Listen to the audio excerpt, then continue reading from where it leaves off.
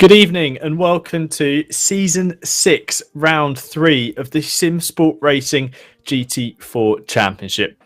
At the season opener 2 weeks ago, Aaron Walker took a dominant victory at Zolder, extending his lead in the record books as the driver with the most victories in the championship.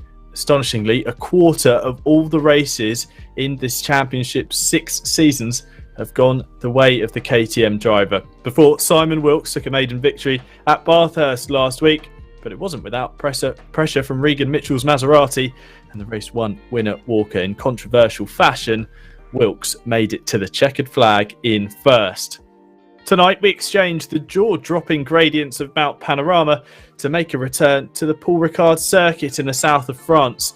North of Marseille, the 5.7-kilometre track isn't usually associated with side-to-side racing, but throw in a grid of GT4 cars and watch the fireworks kick off.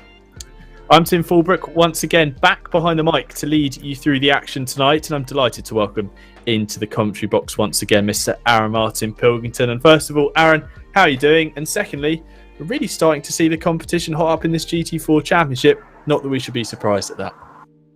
Yeah, no, thanks for having me along, Tim. I'm really excited to be here once again. We had some cracking racing at Bathurst, and I don't think this is going to be any different.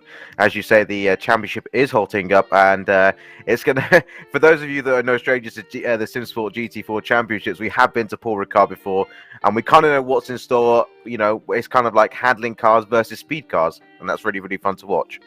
But it's quite a unique circuit, isn't it, Aaron? Because that long Mistral straight, which I'm sure we're going to mention countless times, if you are playing along at home, feel free to take a tipple of your favourite beverage every time you mention it. But 1.8 kilometres in length, entirely flat out, we really see how these GT4 cars generate their pace in different parts of the track. Yeah, obviously we're gonna be mentioning that big straight a lot, and I feel like, you know, for some of the people that don't know the kind of cars like the KTM Crossbow that Aaron Walker is driving, we've got no 𝗦𝗫𝗓𝗔𝗏𝗏𝗧𝗏, but these cars kind of top out before you get to the end of the straight, so they're gonna have a tough time up against the big boys and the McLarens and the Chevys. So a quick run through the championship standings. Aaron Walker leads the way on 201 points, with Simon Wilkes jumping up to second place courtesy of his victory at Bathurst.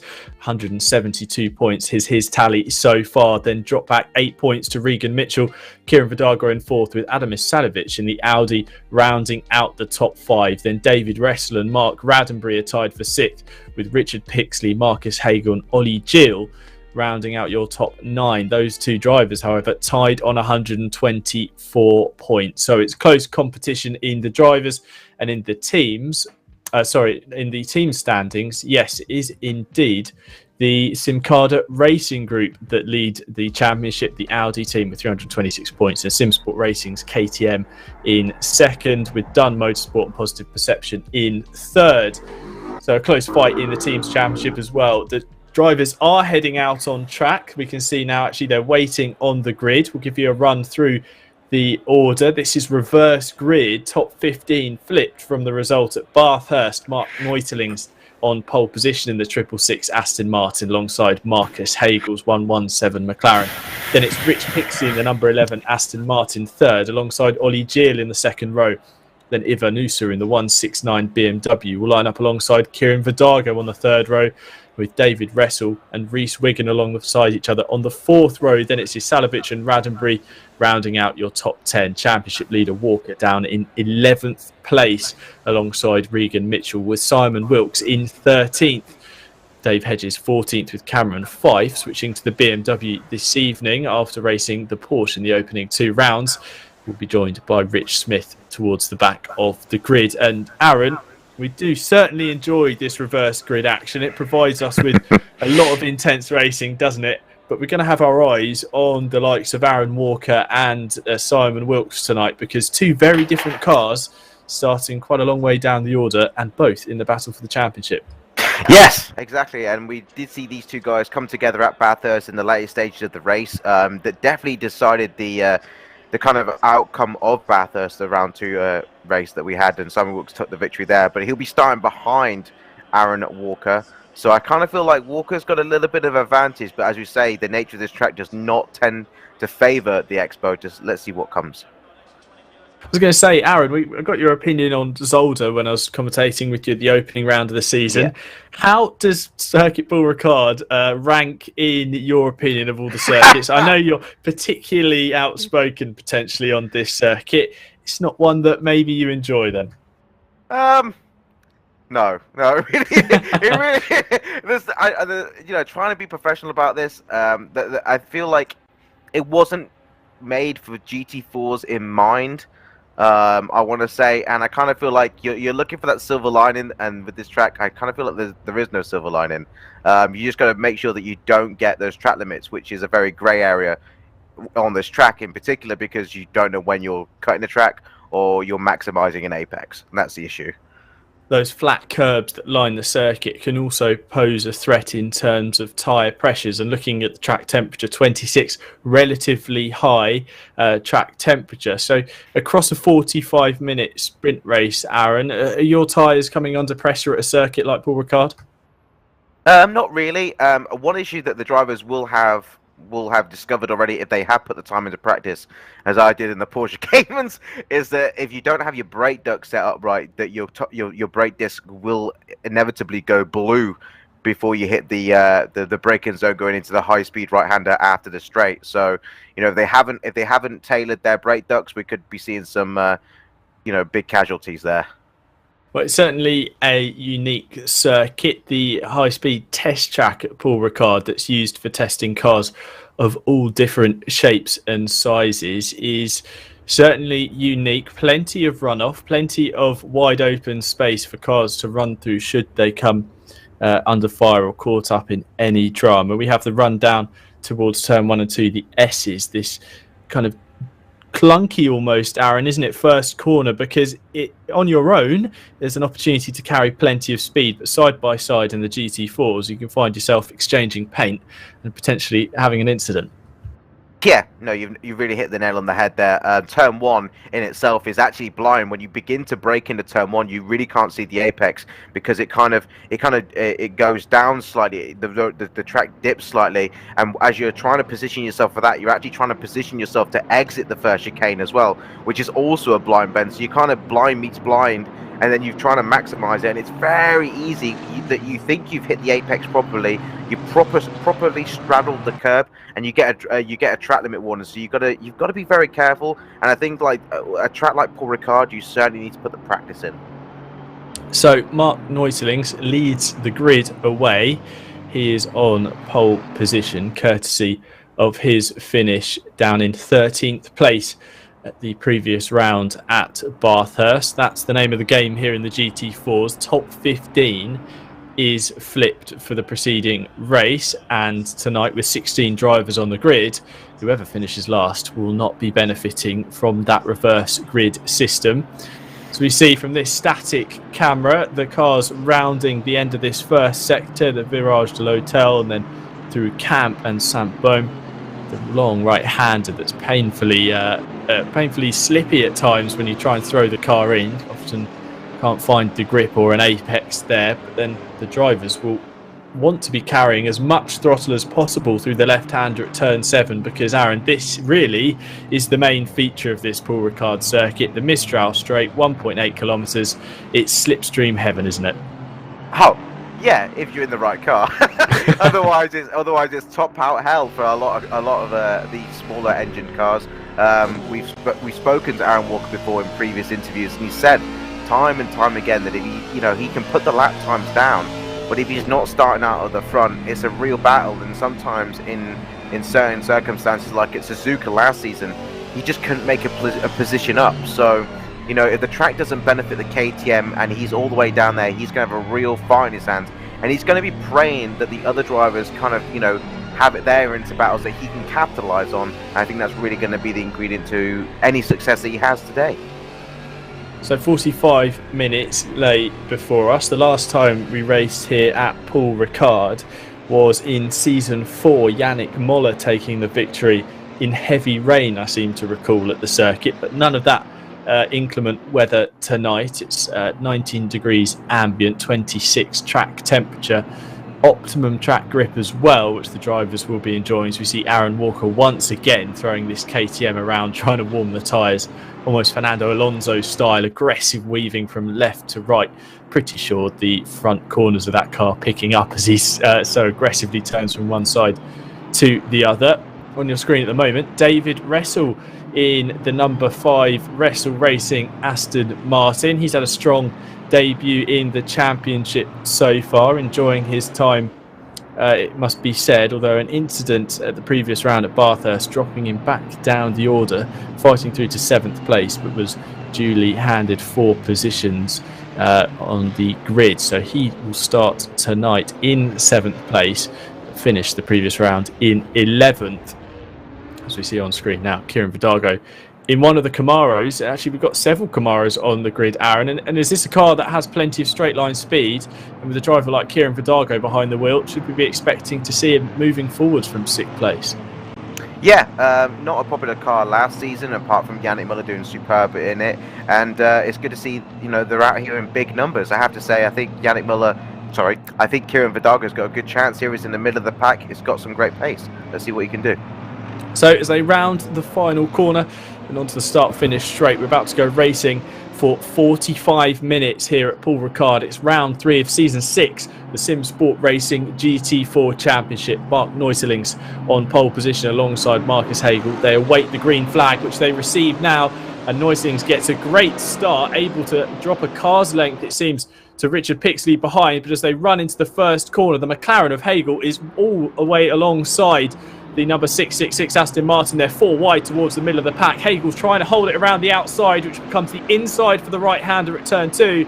But 𝗏𝗏𝗏𝗏𝗏 holds his line and resumes the lead on the exit of the second corner, heading down towards Hotel. Hagel looks to the inside, but unable to make an impact. And it looks like 𝗏𝗏𝗏𝗏𝗏 has done exactly what he needed to do, scrap for the lead, but hold on to it as Pixley files in behind, with 𝗤𝗏𝗔𝗟𝗘𝗡 in 4th as they cross through the first sector. It looks like David Ressel as well has had a good start. Mark Raddenbury is now in 9th place. So the Dunn Motorsport number 750 Camaro scrapping away at the moment with Simon Wilkes. They nearly clashed doors through turn 7. And for the first time, we head out onto the Mistral Straight. There's going to be slipstream of plenty. Regan Mitchell going to the inside there of Cameron Fyfe, but Simon Wilkes is trying to follow them through as well as they go down. I mean, they're not even anywhere near the end of this straight. It goes on and on forever. Mitchell on the inside. Looks like he's opting to back out of the fight here, Aaron, living to fight another day. Yeah, this is a big battle here for the lead here. Hagel just gets through on the inside there, just a high-speed right-hander just after the big straight. Regan Mitchell looking towards the inside as well. Really interesting to see Aaron Walker keeping it tight on the right-hand side. Spin in the back. That was a big incident. That looks like potentially Dave Hedges in the number 88 KTM spinning round, having contact with one of the Dunn Motorsport Camaros. So I'm sure we'll get a replay of that shortly, but that's gone from bad to worse for Hedges. He was already down the order and now looks to have dropped right to the back. Aaron Walker, his teammate, up to 6th place already. So a stunning opening lap from the Season 1 champion. He's left his championship contenders, Wilkes and Mitchell, further down the order. But it looks to be a traffic jam, and that's Mark 𝗏𝗏𝗏𝗏𝗏𝗏, I believe, spun round at the final corner. So he was on pole position, but come the end of the first lap, he's facing the wrong way and at the back of the queue. So 𝗏𝗏𝗏𝗏𝗏𝗏 will be having to put together some sort of a miracle recovery drive if he's to fight back through the order. That makes the job easier for Aaron Walker, another position he doesn't need to gain on track. And spectacularly, Aaron, he's up to 2nd place already. As we just cut to a replay, this will be of the incident involving Hedges, and that's one of the McLarens towards the rear of the grid, going in towards the senior turn at the end of the Mistral Straight. Hedges on the inside. Up the front, you can see Wilkes and Mitchell.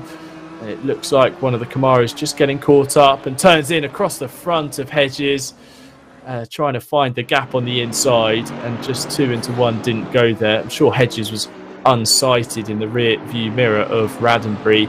Unfortunate incident. A few cars, Aaron, being dropped down the order and going to have to be fighting back over the remaining 41.5 minutes. Yeah, I don't think there was any harmful intentions in that, really, for Равerdby. I think his eyes were forward. He was focused on making the cut back on Wilkes and Mitchell. Didn't work out. He forgot that the KTM's got such great brakes, and wasn't expecting Dave Hedges up the inside there. So really unfortunate for both of them. Looked like that was Rich Smith involved in the incident. He's now running side by side with Wilkes as 𝗦𝗘𝗕𝗓𝗓's getting shown the door by Dave Hedges into senior. But here it is. Here's Simon Wilkes, our race winner from Bathurst. He's stuck behind the number 113 BMW of 𝗪𝗏𝗏 as they head through 𝗪𝗏𝗧. The Audi looking to the inside of the left-hander at Ben Door. He seems to have far more grip, but actually on the exit there, 𝗪𝗏𝗏 is able to kick on and drop the Audi by a couple of car lengths. And behind, Rich Smith closing up. In fact, looking to the inside through the left-hander at 𝗏𝗏𝗏. Very close as they then go through the right-hander, the hairpin to end the lap at 𝗏𝗏𝗏. It looks like they've managed to settle the dispute, but through that sequence of corners, Aaron, you're changing lines, aren't you, from side to side? So easy to just tap a car side to side, or maybe potentially force someone into a spin if you're not too careful.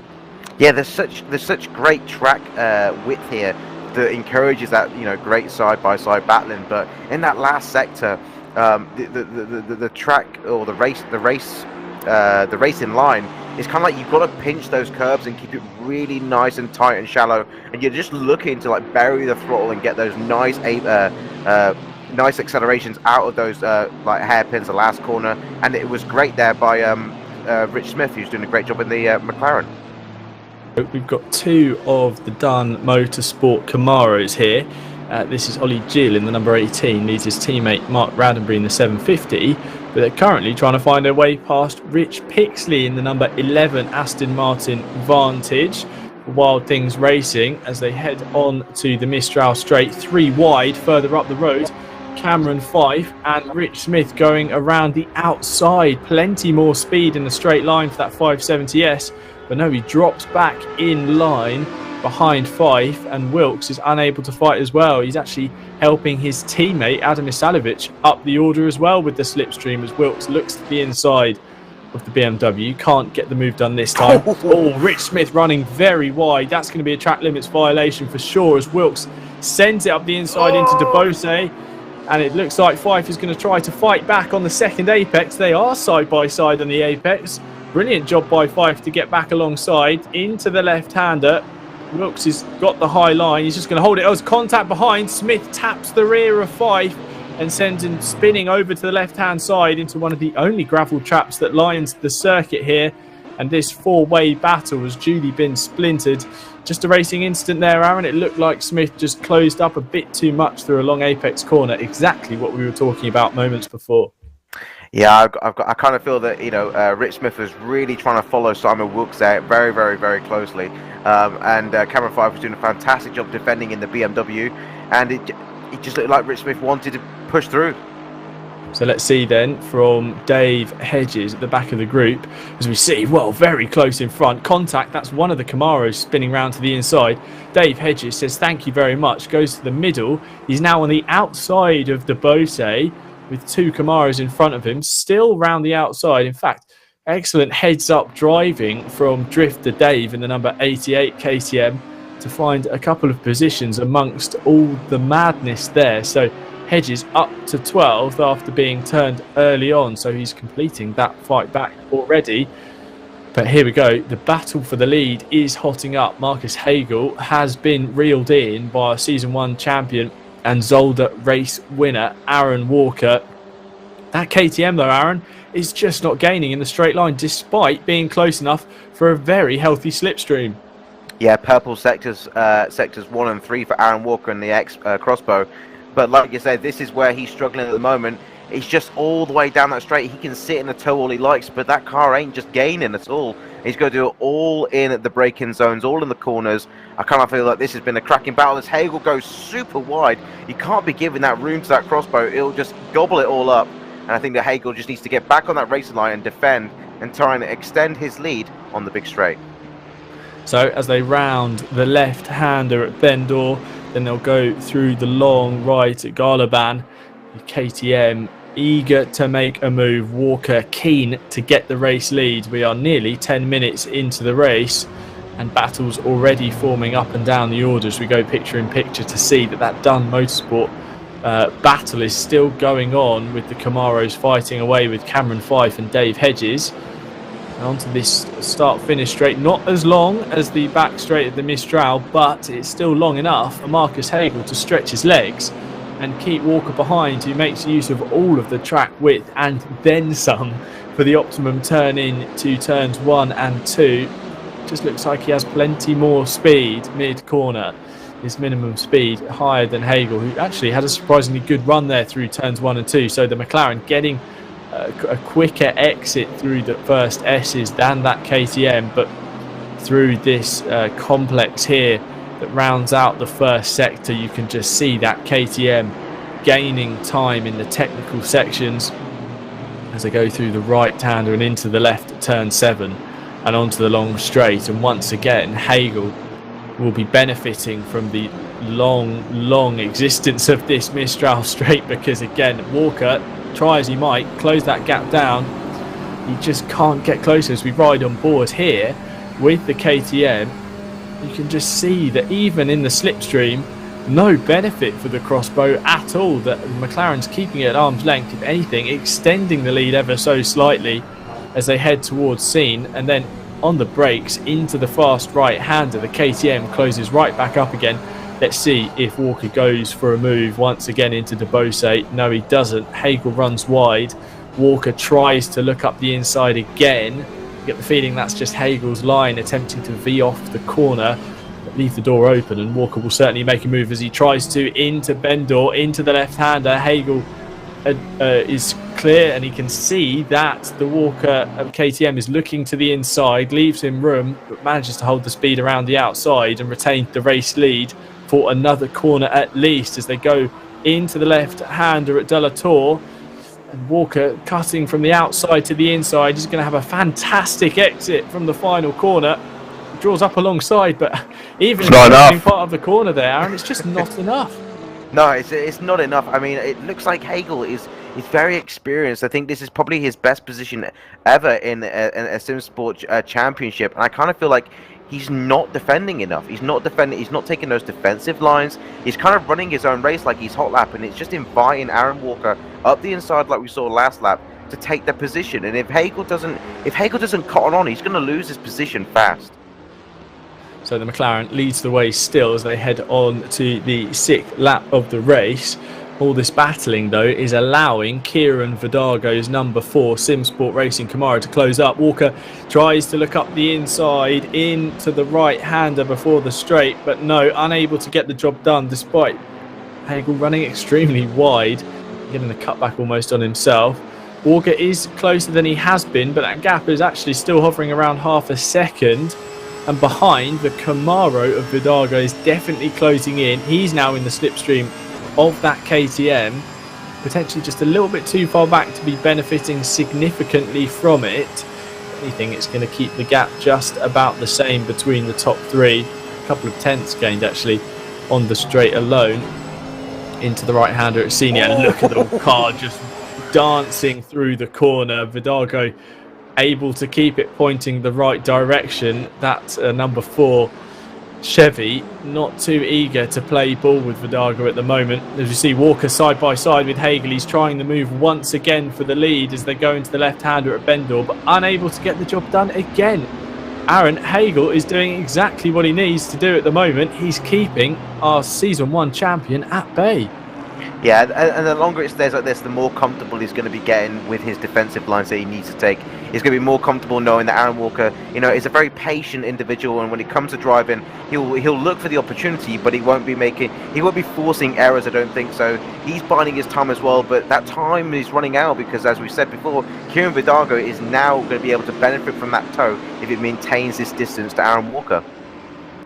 So, further down the order, a battle with Wilkes, and this is the Bathurst race winner leading Rhys Wiggin, with Adam Isalovic, his teammate, in behind. So there's a Camaro in an Audi sandwich as Wiggin looks to the inside into turn 1 and unable to get the job done there. The door was never really open, the opportunity never really there, but Wiggin still fancying a look to the inside.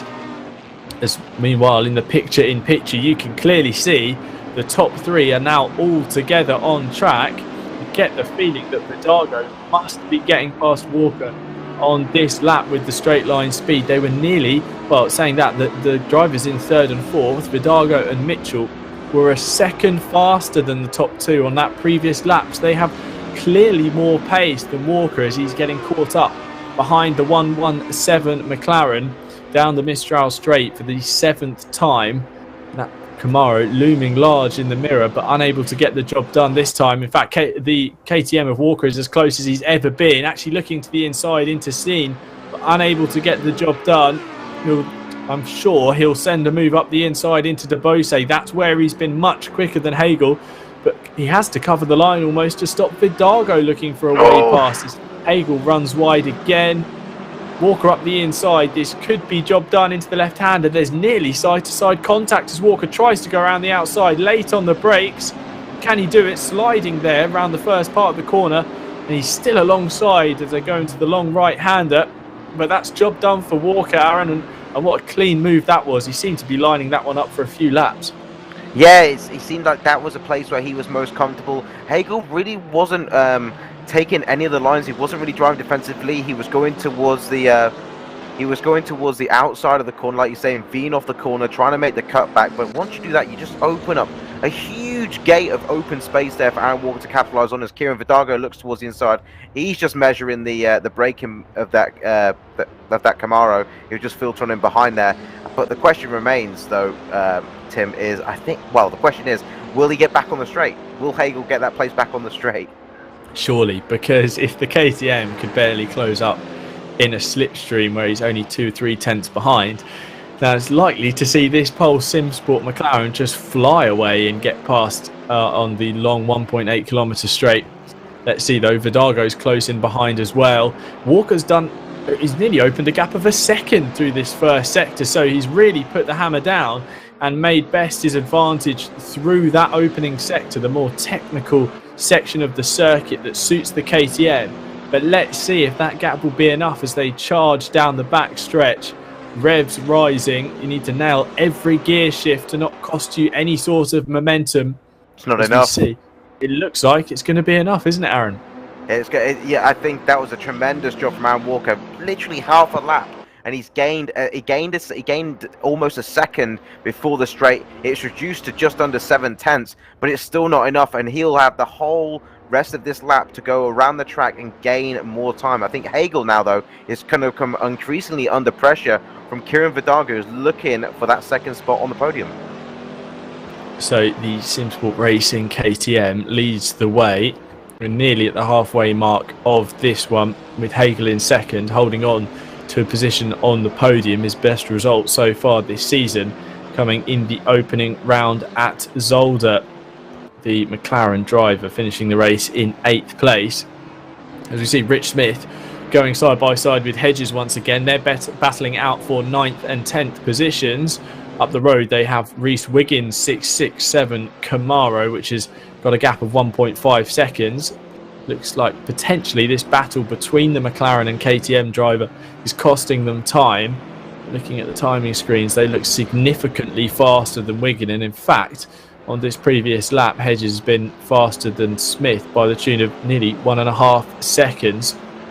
As we see Walker going fast, he's setting a purple sector 1, purple sector 2, but making the move behind. Kieran 𝗏𝗏𝗏𝗏 trying to take second place. He goes up the inside into Hotel. Can he get the job done? No. 𝗏𝗏𝗏𝗏 able to swoop around the outside and reclaim his line. And 𝗏𝗏𝗏𝗏𝗏 now is coming under pressure from that Maserati of Regan Mitchell. The flying banana has closed right up. As we see 𝗏𝗏𝗏𝗏𝗏 now coming under pressure from not one but two drivers in the battle for the podium position. So let's see how these drivers fare on the straight once again. 𝗏𝗏𝗏𝗏𝗏 in the slipstream. Mitchell benefiting almost from a double slipstream, and Walker's cleared off down the road. That previous lap of 2:04.7, purple sector 1's purple sector 3, like we say. So he's gone very fast where that KTM can, and the gap now seems insurmountable for anyone behind. Mitchell looks to the inside though on the run in towards 𝗓𝗓, unable to get the job done. Oh, as 𝗏𝗏𝗏𝗏𝗏 nearly runs into the back of 𝗏𝗏𝗏𝗏𝗏 and is all the way off the track.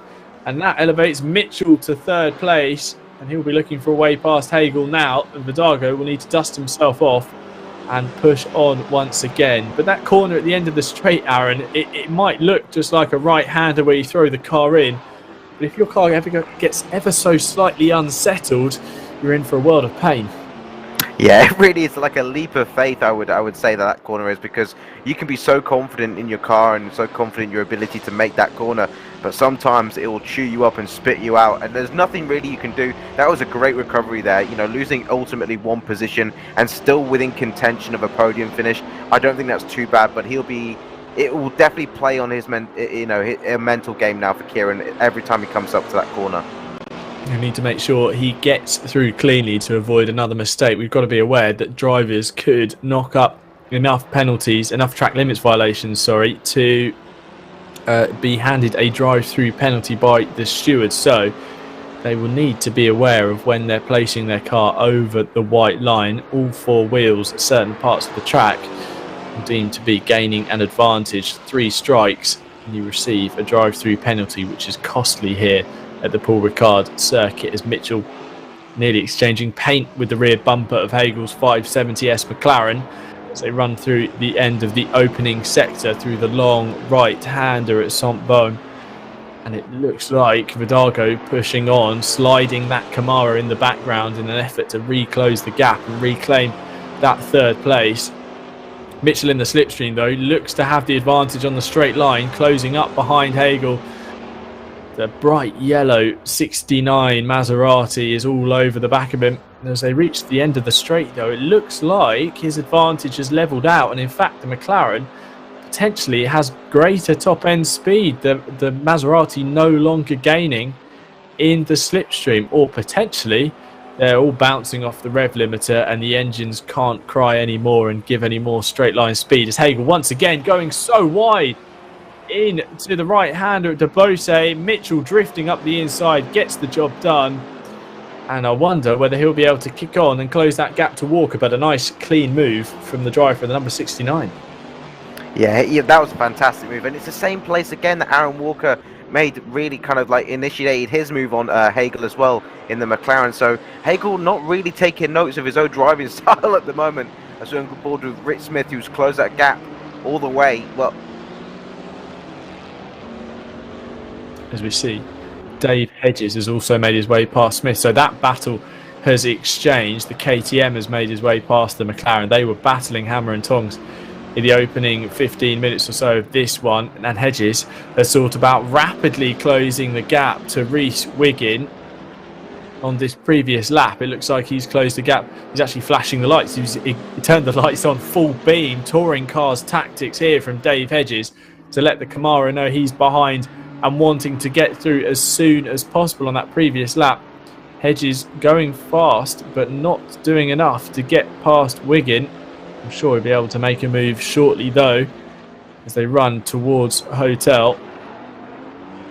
Hedges doing a 2:06.8 compared to Wiggins' 2:07.4, so an advantage of nearly a second there as they run onto the back straight here. 𝗏𝗏𝗏𝗏 now lining up a pass on Hegel. He was unable to get the job done a few laps ago, and now will be trying to make a better attempt of it.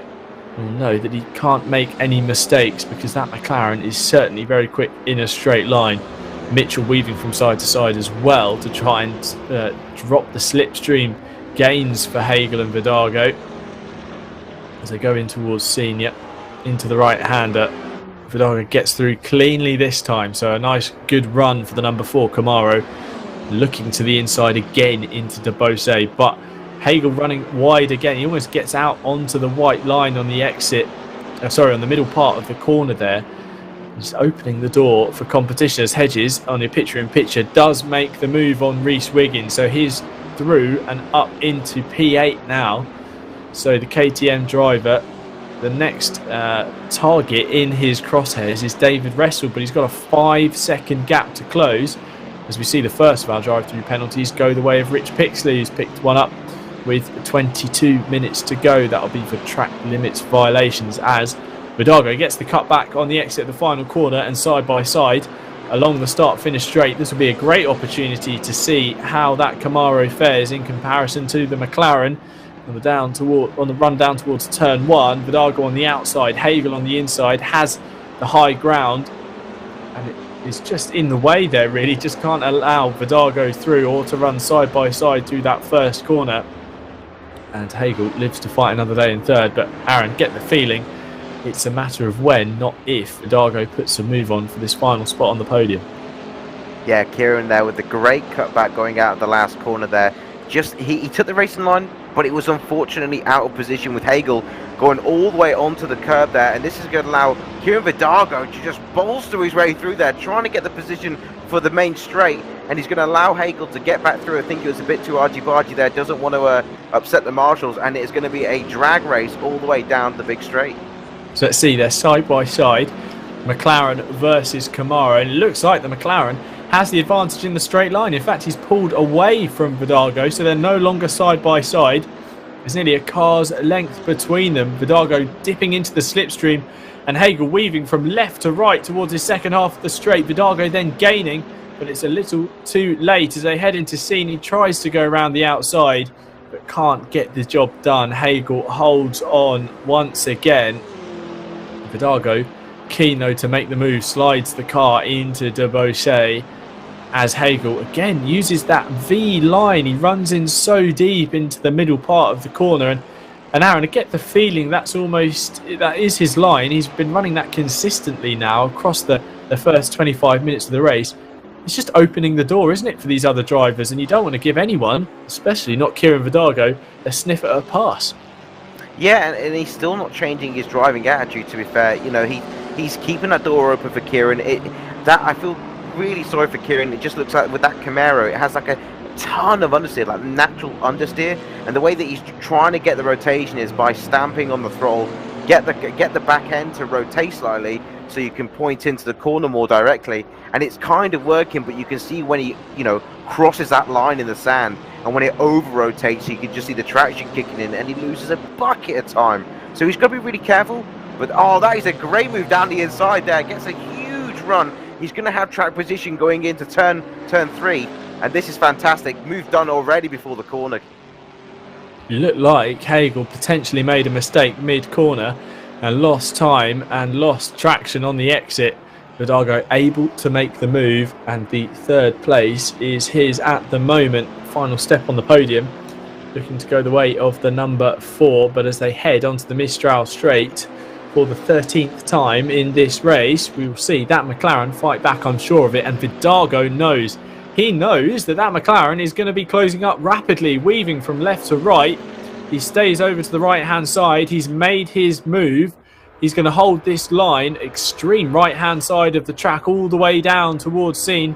And the McLaren goes to the outside. Hagel going to drag all the way past, and he's clear of the Camaro before Senior. And as they turn in, 𝗏𝗏𝗏 is once again stuck behind that McLaren, looking at the rear of it, thinking, what do I have to do to make this move stick as they head into 𝗏𝗏𝗏? Can 𝗏𝗏𝗏 try and open the door again as Hagel runs wide, taking his line that we've seen him do all race? 𝗏𝗏𝗏's up the inside there, side by side, into the left-hander at Bendor. Hagel comes back over to the right-hand side, slight contact.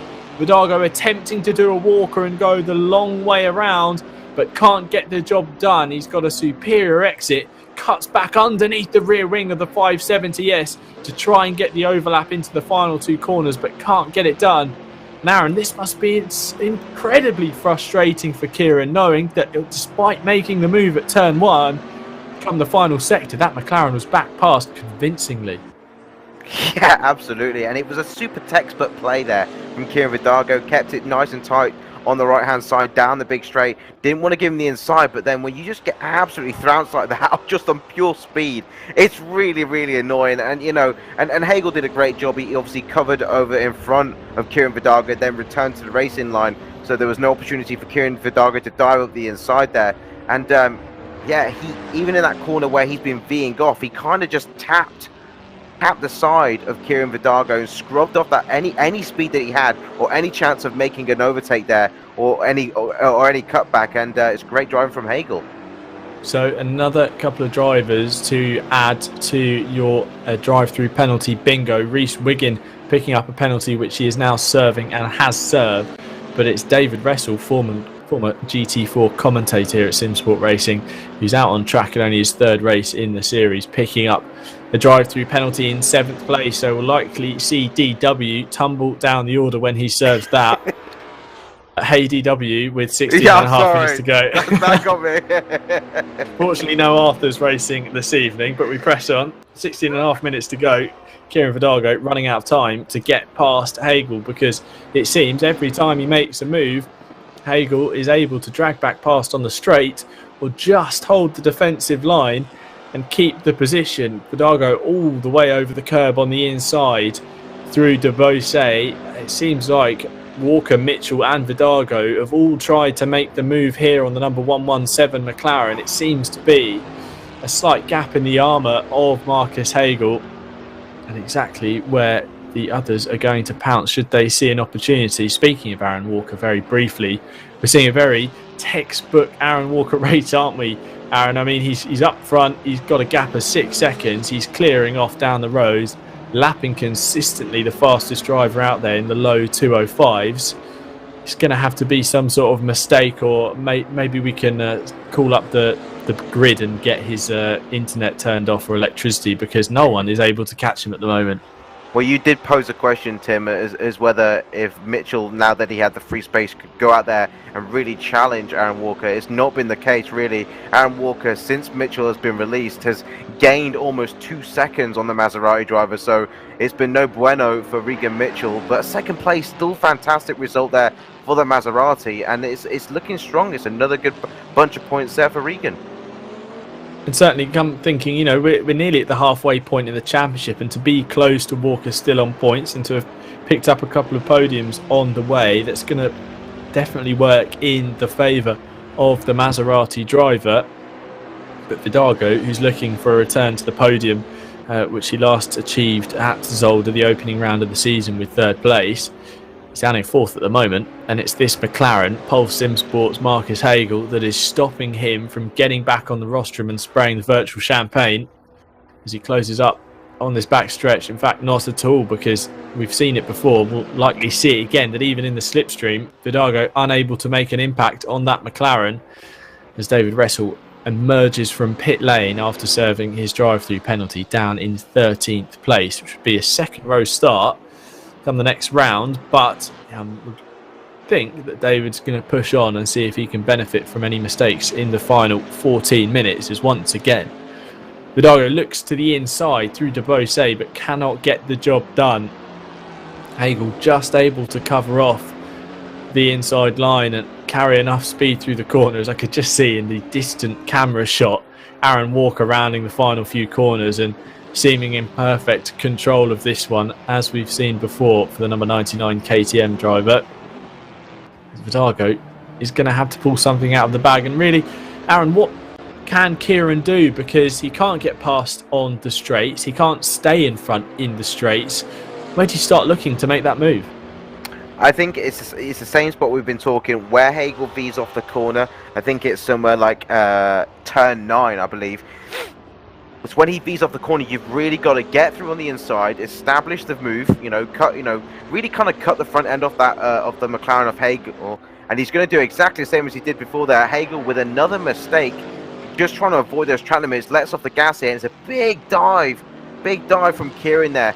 And again, I think we're going to see a carbon copy. Kieran's not going to get far ahead enough to really stay out the draft. He goes super wide there, lets off, kind of just comes straight back on the track, doesn't want to get a track limit warning there. And you could just see the back end of that Chevy really ripping loose as he tries to put the power down. Has he got enough space? That's the question.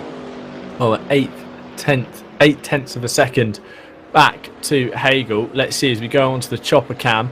Steve Proudly hanging off the side of the Simsport Solutions helicopter, flying down the Mistral Straight, and also flying down the Mistral Straight is Marcus 𝗏𝗏𝗏𝗏𝗏. He's pulled up alongside 𝗏𝗏𝗏𝗏𝗏𝗏 and moves over to track left to leave just enough room for the McLaren in an attempt to defend his position. The 570S is going to have to go all the way around the outside, but 𝗏𝗏𝗏𝗏𝗏𝗏 has done what he needed to do. He's held on to the position at the end of the Mistral Straight, and it looks like it's game, set and match in the hands of 𝗦𝗕𝗦𝗓 as he slides through the double right at 𝗪𝗪𝗧, able to keep the position. And it looked like, whereas before Kieran stuck to the right hand side and tried to force a move around the outside from Hagel to the track right, trying the same thing but over towards track left, seemed to work that time. 𝗦𝗕𝗦𝗓 up to P3, and he managed to make that one stick, Aaron. Yeah, sweaty palms and sweaty hobbit feet there for Kieran 𝗦𝗕𝗦𝗓. I mean, he did exactly what he needed to do. He'd left exactly a car's width for Mark Hagel to put his McLaren in, and that's all he gave him. There was no room for him to wiggle around. There was no room for him to kind of cut in front of the Chevy. It was positioned perfect, and Kieran deserves that third place for that. It's further down the order. Yeah, yes. As further down the order, Cameron Fyfe battling it out with one of the Dunn Motorsport Camaros. I believe that's 𝗬𝗓𝗓𝗡𝗏, as he slides wide through the long left-hander and allows 𝗬𝗓𝗓𝗡𝗏 up the inside as they go into the final corner at Pont. As we see, he's going to go around the outside and unable to make it done. But you see on the timing screen, the timing tower, 𝗦𝗕𝗦𝗓𝗏, after working so hard to get that P3, looks to have disappeared from our server. So I wonder what has happened there for Kieran.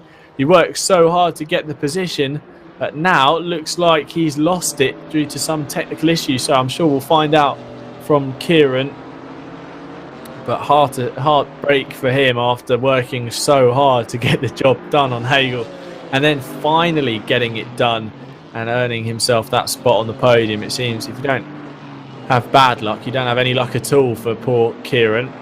Hopefully we'll find out what happened there, as this trio battling hard for positions 9, 10 and 11. It's Cameron Fyfe back in the BMW, a car that he drove with relative confidence in previous seasons here at Simsport Racing. He looks to be ditching the Porsche Cayman and returning to the M4 GT4, battling with 𝗬𝗓𝗓𝗏𝗧 in the Camaro.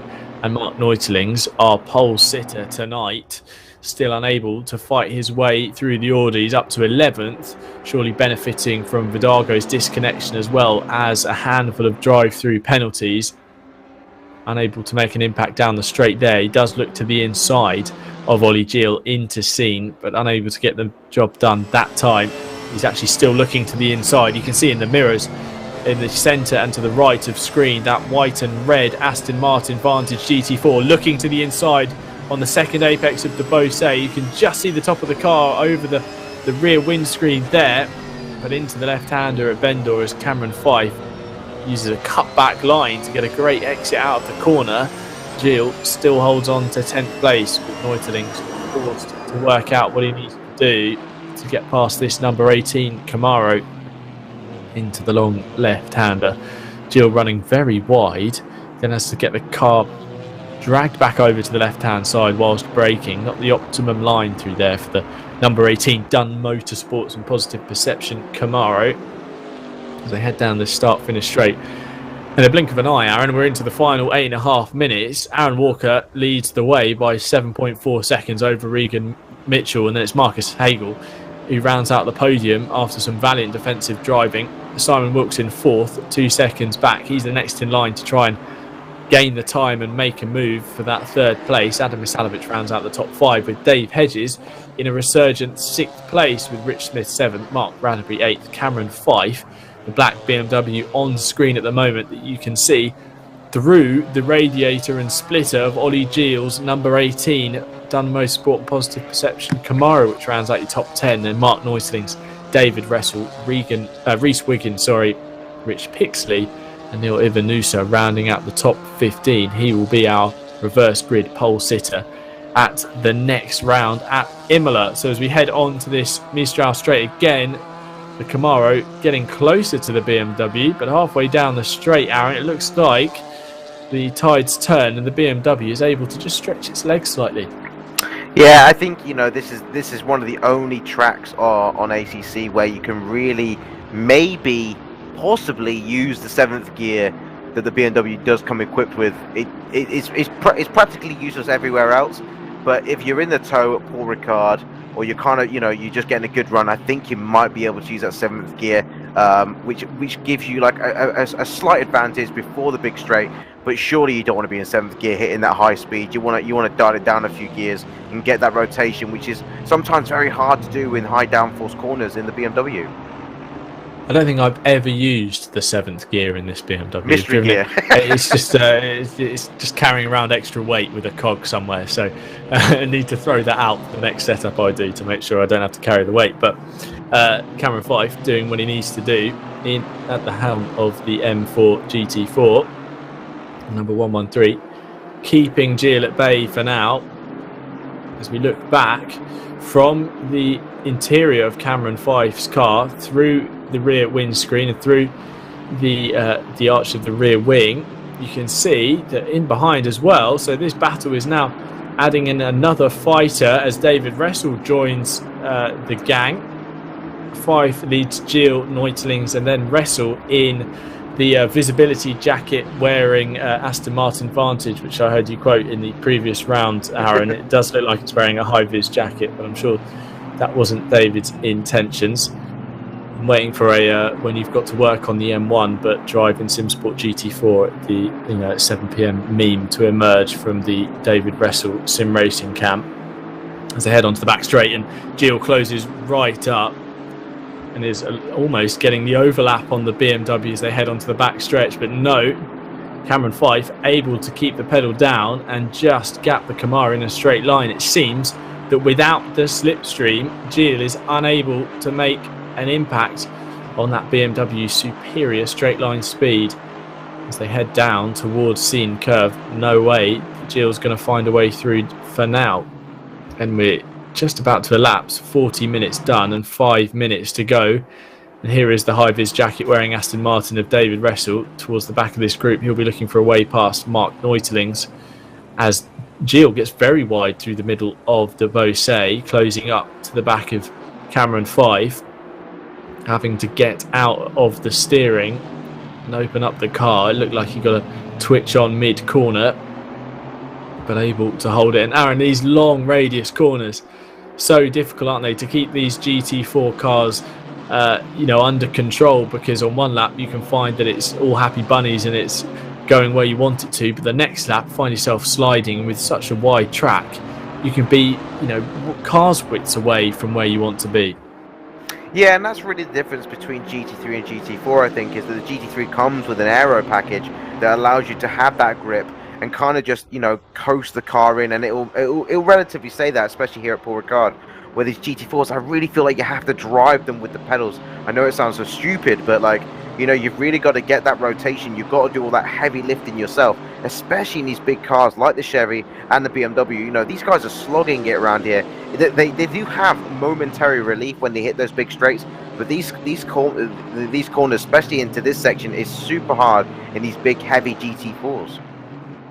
David Ressel then looking to the inside of Mark 𝗏𝗏𝗏𝗏𝗏 at the right hand, and 𝗏𝗏𝗏𝗏𝗏𝗏's duly obliges, seems to get out the steering to avoid contact there, but Ressel looking to the inside, trying to get the move done. They're still side by side through turn 7, and as they go on to the back stretch, no, David Ressel has to back out of it and allow 𝗏𝗏𝗏𝗏𝗏𝗏s to hold on to 11th place.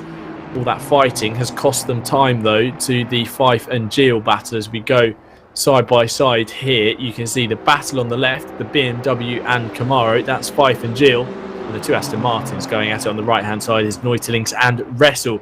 As Ressel looks to the outside on the run into Scene, can he get the job done? Can he go the long way round?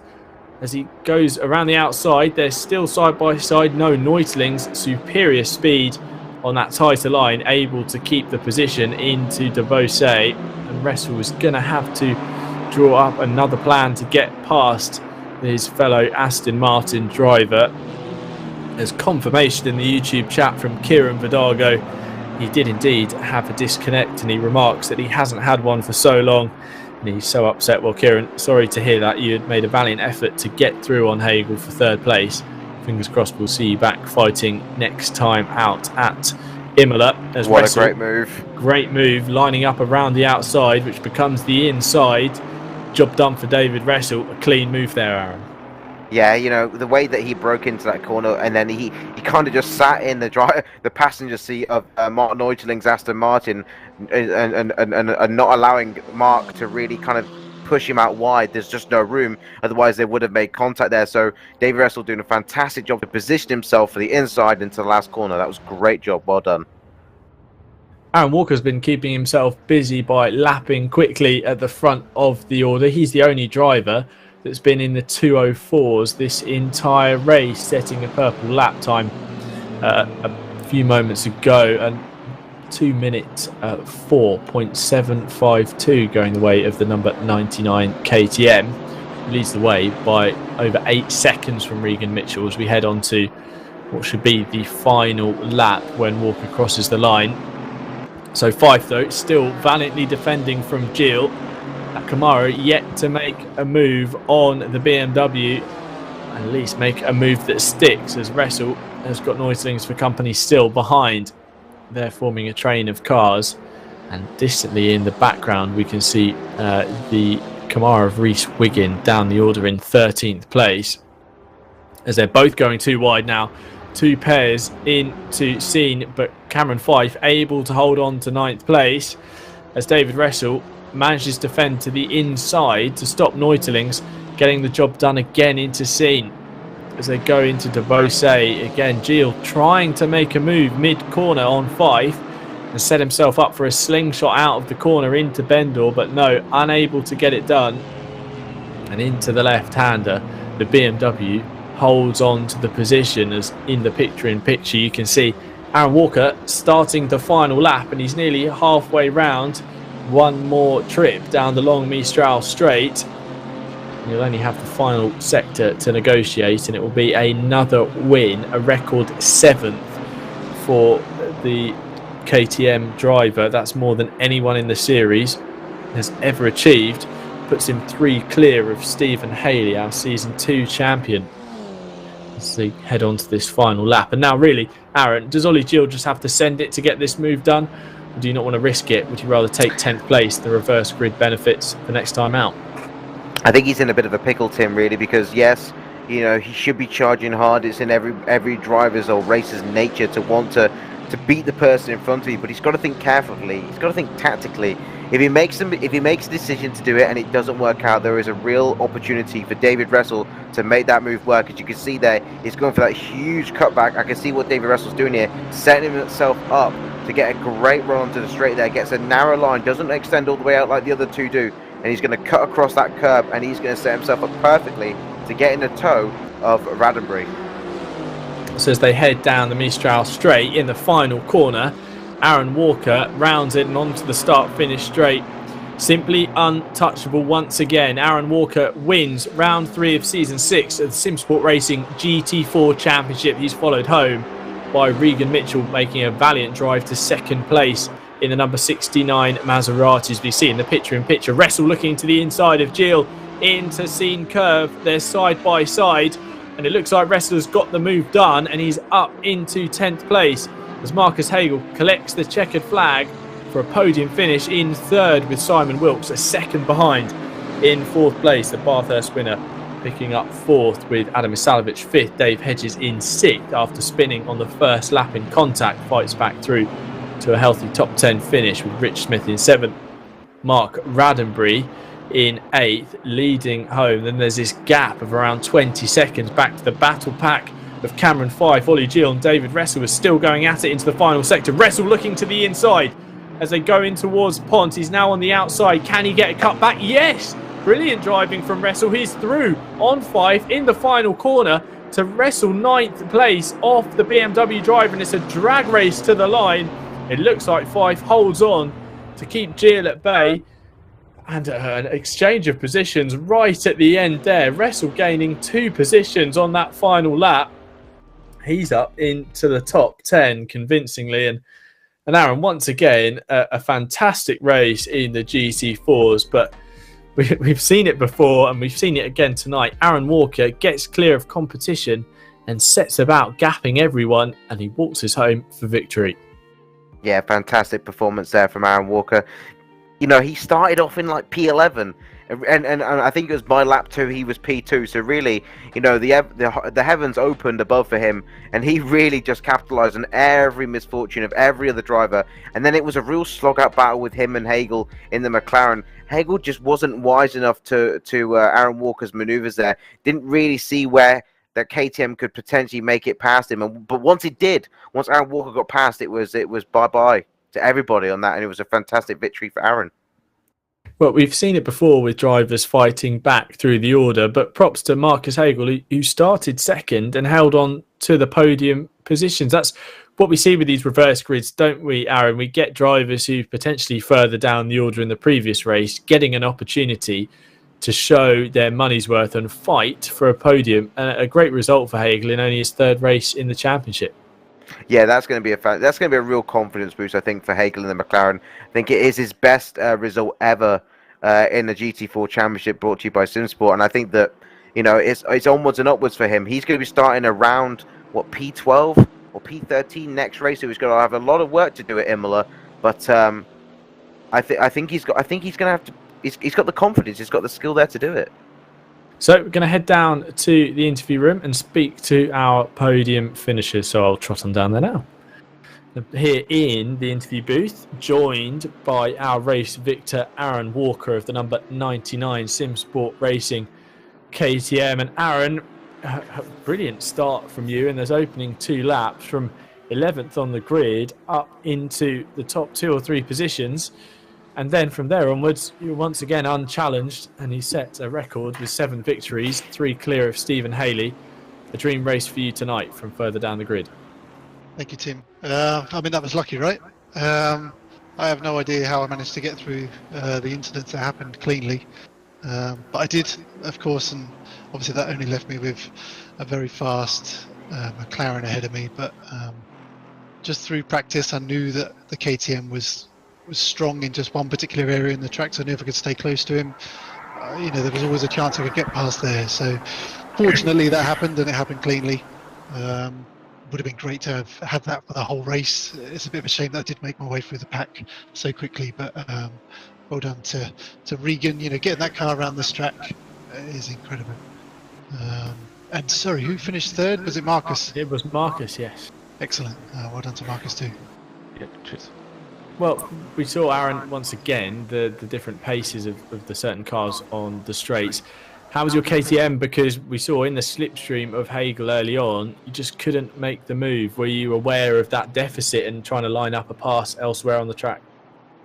I'd been doing some practice with Rich in the same car as Marcus, and Rich was quite a bit quicker down the straight, so I was actually managing to stick with Marcus a little bit more. So I don't know if he was running slightly more downforce than Rich, but I was surprised at how much he didn't pull out, if you know what I mean.